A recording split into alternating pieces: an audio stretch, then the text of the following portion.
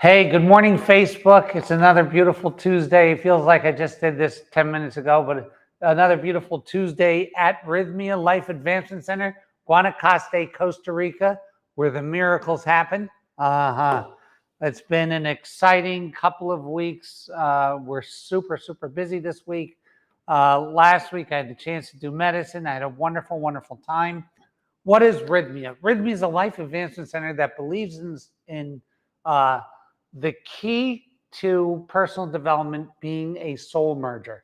And we've created a utopia and a 1-week program for that to occur for people. Over 12,000 guests have been through here. Almost 2,000 comments on TripAdvisor. 97.61% of the people that walk through the door report that they had this miracle. Better yet, 91.68 at 6 months say that this was the week that changed their life. No baloney. Now, I have, a couple weeks ago, I announced that Taita Juanito was going to be here 25 weeks in 2023. That's a huge announcement. You got to book now, book early. In addition to that, by next week, I'm going to make a new announcement over a new board member, and it's going to be super exciting stuff. So stay tuned for that. And probably in the next 4 weeks, a second new board member. So we have a lot of stuff cooking at Rythmia. Why? Because honest people who really know, and people who want to influence the world come here so that they can affect change within their own community. That's why folks join our board. That's why the momentum of this place is unstoppable, because this miracle keeps happening. Now, I want to talk about some things today, and I'm going to review some things from last week and the week before. But what do I want to talk about? What is Let's Go 7 about? It's primarily an awareness that the data for personal success is already out there. All of the studies, all of the surveys, all of the scientific experiments have been done, and the data exists. Now, whether we want to believe it or not, that's a whole other thing. Whether we want to act on it or not, that's a whole other thing. But I'm going to tell you some of the things that we found out, and then we're going to talk about the Klein study at the end of this today. So first we're going to review, then we're going to talk about the end. The idea is, I can assure you that math doesn't lie. Arithmetic is not an opinion. Numbers don't have stories. They just are. And these things are out there. So I'm going to just bear with me for a second. The 1979 Harvard study, 1,000 people surveyed. 83% had no specific goals, none. 14% had specific goals, but they weren't written down. 3% had very specific written goals. 10 years later, same 1,000 people. 14% with the specific goals averaged 300% more income than the rest.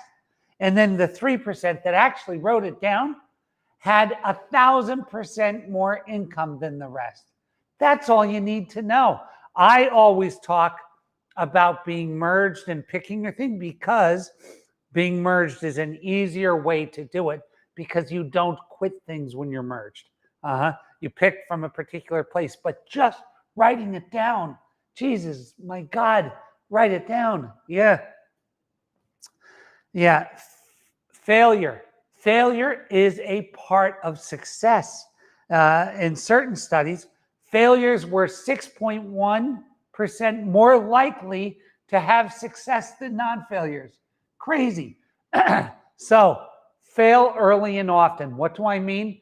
Try lots of things. I mean extend yourself. I mean risk yourself, and whatever that is and whatever you're trying to accomplish. Studies on the unsuccessful, they figured out what makes someone unsuccessful. And that, I guess, is technically, I'm not sure. Let me rephrase it. They figured it out, the characteristics of people who have not experienced success. So what do the unsuccessful do in large numbers? Well, number one, they're negative. Number two, they place blame everywhere. Number three, they gossip and spread false rumors. This is what they do with their time. Number four, they're super afraid to fail, which means they're afraid to start. They have an inability to delay gratification. Listen to that. They have an inability to delay gratification. So whatever they want it now. And they have lack of written goals. This is all out there and it's true. Now, let's find out some other things. Multitasking, the way to failure. So in the 90s, everybody was talking about multitasking. We started doing something for 7 minutes and doing something else for 8 minutes. It's all not true. It's all been proven untrue. As a matter of fact, it's the opposite of what should have been done. From the beginning, everybody said focus, detail, conscientiousness equals success. That is the truth. The studies bear that out, that focus and detail. What does that mean? A man who chases 2 rabbits catches none. You can't have all of these endeavors and expect to be successful at them. Most people say the number is about 4. What does that mean? My family, my friends, my wife, and a business. Golf, this, that. When you get on the upper side of 10, all of a sudden you're not as good at those things. It just makes sense, right? So a balanced life, all of the magic happens in the extremes. Take a look at this. So like if you take a look at the people that were way, way, way out there, Einstein, Jordan, Woods, Musk, all of the magic, Jobs, all the magic happens in the Mother Teresa, all the magic, Jesus, all the magic happens in the extremes. Now you can be extreme in your vocation and balanced in your life, yes, by not picking too many things, keeping your circle small, focusing on your family, There's ways to do it, but you don't want, I know people that are so talented and so brilliant that they can't focus on something. You've got to be able to focus and bring it in and focus and focus and focus. More on quitting. One of the key components to someone who's successful is they don't quit. They can be forced to quit by outside forces. What does that mean? They might get fired by their board of directors or something like that, but they do not quit. They have singular focus. They don't quit. And when you see this, what happens is it's a law of vibrational nature that when you see that, you fold into it. That's why these people, sometimes with very odd personalities, like Elon Musk has a unique personality. He's on the scale. He's on the spectrum, right? And yet, trillions of followers. Why? Because vibrationally, he's focused in. And if you could see it, it looks like this. He goes and then an eddy follows. So there's these things of focus, determination, not quitting, never, ever, ever quitting. The right time to quit is never. You can run out of money and be forced to quit. Yes. You can be fired and pushed out of a job. Yes. But quitting is not an option, because if we're in that position where we're thinking about quitting, there's more to learn right in that. That's the time to learn. If you take a look at the music business, one-hit wonders are everywhere, because they got success too quickly and they didn't learn anything. Success too early is an absolute backdrop to a failure. It is. If you take a look at the 10-year overnight sensations, they learned a lot in their failure. Yes, they learned a lot. Now, when you pick this thing, there's going to be a million opportunities for you to abandon it. When you pick the community that you want to build, the housing project that you want to build, the company that you want to start, the skill that you want to pick up, let's say it's playing guitar, the thing, when you pick it, there will be a trillion opportunities for you to quit. There'll be a new opportunity every single day. And the difference in gym terms, between the guy or the gal who's a success and the one who's not, on certain days, they both felt like not going to the gym, but one of them stayed home and one of them went. It's that difference that makes them a success. Anybody can go to the gym when you feel like it. Anybody can start a company when they get inspired and get the idea and they're all happy about it.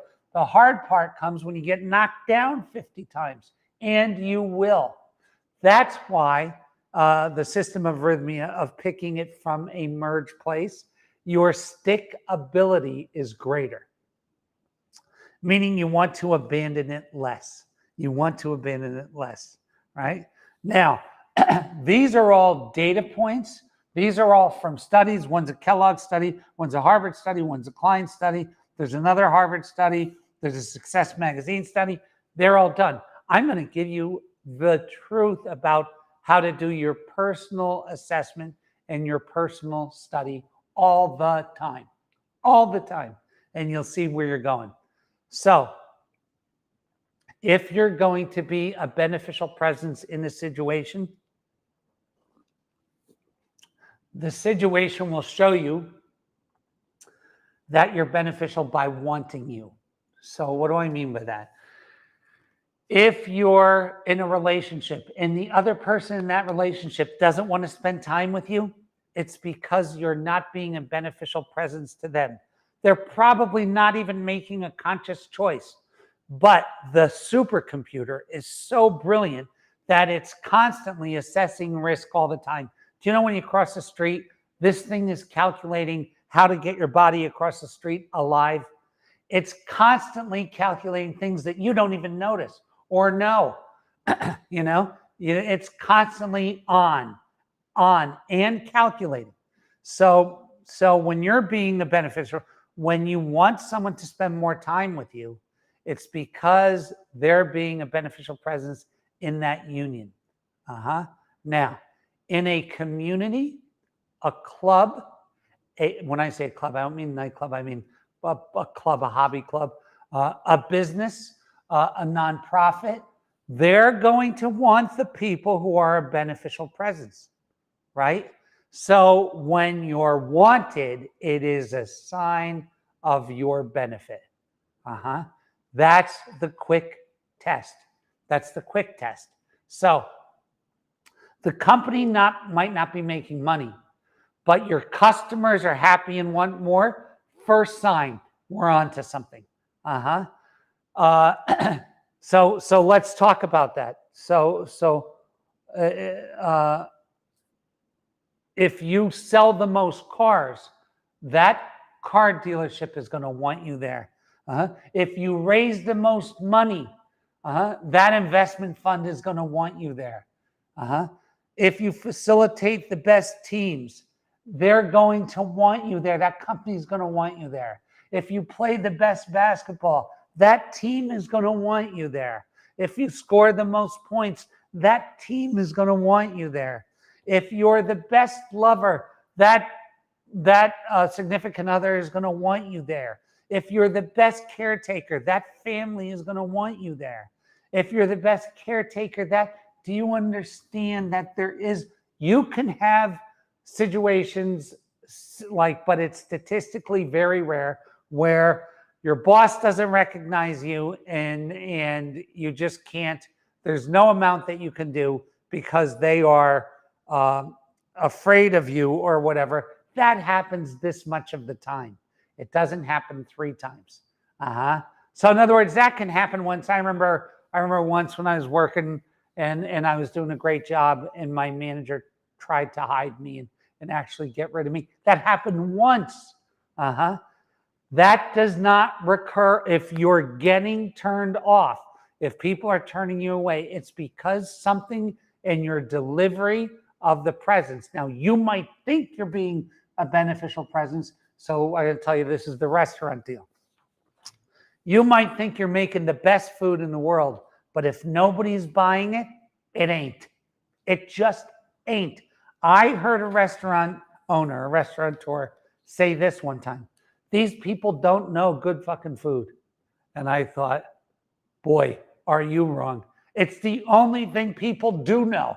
You know, they know what movies they like. They know what music they like. They know what food they like, right? So there's not a lot of work that goes into seeing that. Now, in a certain thing, you can have a restaurant business where the customers are showing up and they're loving the food, but you're not making money yet. That's okay. We got problem one solved. Now, if you're good at these things, so to be a beneficial presence, there are key components, and certain components of that matter more than others. So I can tell you, if I'm an investment fund and I have a guy who raises money, he raises money and he raises money better than anyone on my team, but he has bad interpersonal skills with the rest of the team members. I can overlook those interpersonal skills because he's raising so much money, and that still makes him a beneficial presence. So the art of this is figuring out what's important and what's not important. When you can look at yourself and say, you know what, Gerry, making sure that rythmia is full is more important today than making sure your room is clean today. That's absolutely true, and that I can make that distinction, right? So, but we're doing it all the time. What ends up happening is when we're learning good skills, a lot of times what we do is we want to complete everything and we give everything the same value. Boy, that's a certain way to you can succeed, but by the time you succeed, you're dead. But it's an easier way to fail, because if you assess the same value to everything on your list, you're just going to kill yourself. So what's smart, and this is smart is a very funny word, but what experience can and will teach us is what's important and what's not in this endeavor, right? So like, I don't know music, but maybe scales are the most important, and these other things come later. Practicing those things, learning those things, that's how to optimize our time and chase one rabbit and get it. So I think the thing that I'm telling you today is to do a checkup from the neck up, which is like, okay, check my head. How am I doing? Let's take a look at my systems. Let's say I have 5 systems. Let's say I have a business system, a family system, a relationship system, and then a friends system. If I look at those systems and I'm wanted in each one, then that's a really, really, really good, quick survey that says I'm on the right path. If I'm looking at my business and I want to say, how can I check? Are my customers happy? My customers, are they wanting more? Boom, I'm on the right thing. Yeah? So we can see by using this quick test to see if we're on the right thing. Conversely, if I have 10 employees and one of them I want to spend less time with, that's one that should find a new place to work, right?